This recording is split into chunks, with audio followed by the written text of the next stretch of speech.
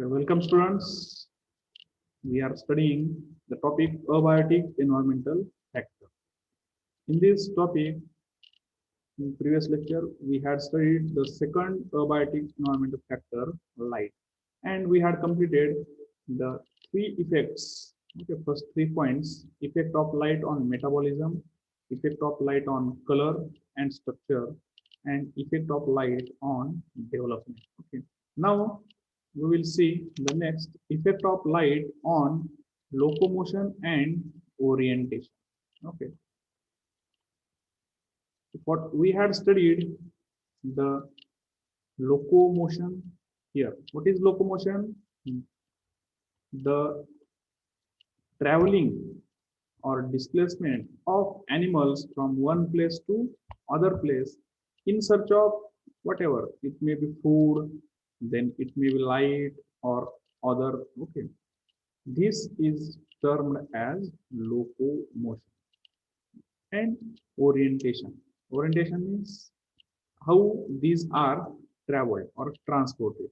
Then, in certain lower animals, the speed of locomotion is considerably influenced by light, and it is known as photokinesis. Okay, means traveling towards the photo means light, traveling towards light. Locomotion depends on the light. Light also plays significant role in orientating the growth or locomotion of animals and plants. Okay.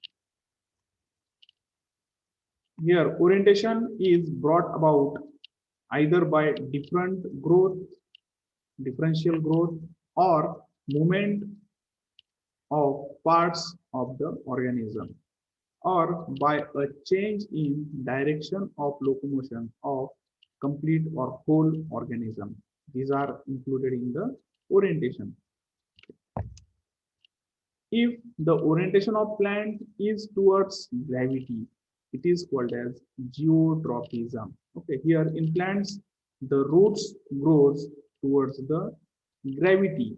Therefore, these are called as geotrophism. If the movement or orientation of plants is towards light, then it is called as phototrophism. Here, the shoot part of plants, they grow towards the sunlight, and therefore they are referred as phototrophism. Here, the orientation of locomotion of motile organisms is explained by the terms of geotaxis, phototaxis, etc. Here, geotaxis means movement or locomotion towards the gravity. It is called as geotaxis. Phototaxis, movement of organism towards the sunlight. It is called as phototaxis. Okay. These are again of two types, positive and negative. Positive phototaxis means growth or movements towards the sunlight, and negative means away from the sunlight. Okay. In the aquatic environment, the beyond action of water often reduces the effect of gravity, so that the primary orientation is toward light or current. In this way, these are the effects of light on locomotion and orientation. The next point we will see the other effects of light. Then of even greater ecological significance is variation in the duration of light. The length of time between sunrise and sunset each day, this is known as the photo period. Okay, photo period, the duration of light or length between sunrise and sunset. The response of organism to day length is known as photoperiodism. The photoperiodism plays important role in life cycle of several animals and plants. It is very essential. In these organisms, the reproductive phase of life cycle is initiated by days that are shorter or longer than certain critical lengths. Photoperiodism similarly plays an important role in life cycle of many animals. Now we'll see, for example, wing production in aphids and metamorphosis in mosquitoes are influenced by day length. Okay, the trout that are ordinarily spawn in December can be induced to lay their eggs in August by artificial changing the day length. In this way, the light affects the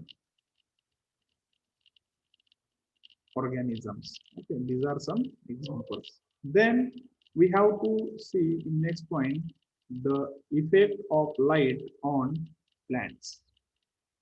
As we know, plants require light for the photosynthesis. Then we will see other effect of light on photosynthesis and orientation of plant is well studied, well known. Plants may be classified ecologically according to the requirement of light and shade.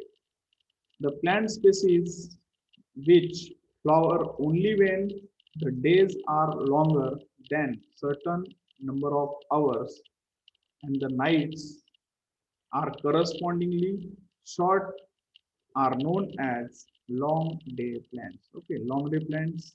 And on the other hand, short day plants they produce flowers only under conditions of short day period of light and long nights. However, the reproductive cycle of some plants is not affected by day length. These are called as intermediate or day neutral plants. In this way, there are three different types of plants: long day plants, short day plants, and day neutral plants. And these types of plants, okay, are produced because of the effects of light available throughout the days.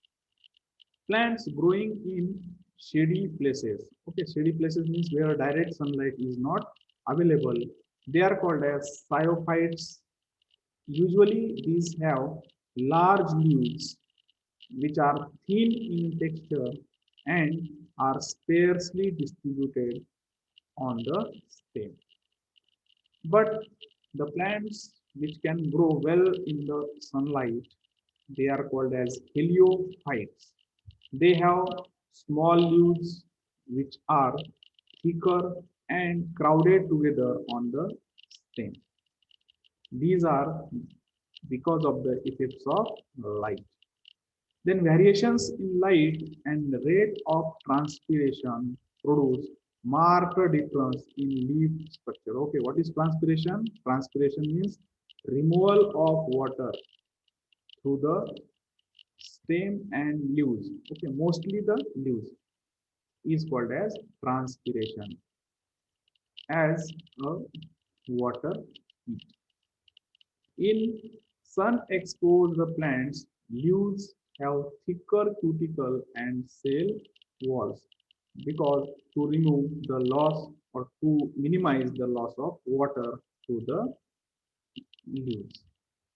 In this way, these are the effects of light on plants. Then we have to see the next effect of light on terrestrial organisms. Here, the light affects the distribution of terrestrial organisms, its color, and some structure in terrestrial animals. How it influences their pigmentation in several ways. The skin color may be indirectly affected by light through the mediation of eyes or other receptors. Okay, as these are depends on the pigments. The vertebrate possess an adaptation to ultraviolet light in which the outer layers of the skin are thick and they develop keratin pigments, okay, and corns, etc. All of which help to absorb the sunlight and reduce the penetration of light of all wavelengths. Then the next example is lizards. Lizards of genus Keratophytus, they expand the dark pigments of their skin to absorb sunlight. They absorb sunlight until they reach an optimum temperature, after which they contract the dark pigments and expand the light colored pigments for light reflection. Okay, this is the effect of light. The absence of light results in loss of color in cave animals. Mostly the cave animals are dark colored or black colored. For example, we see the Phytopteras.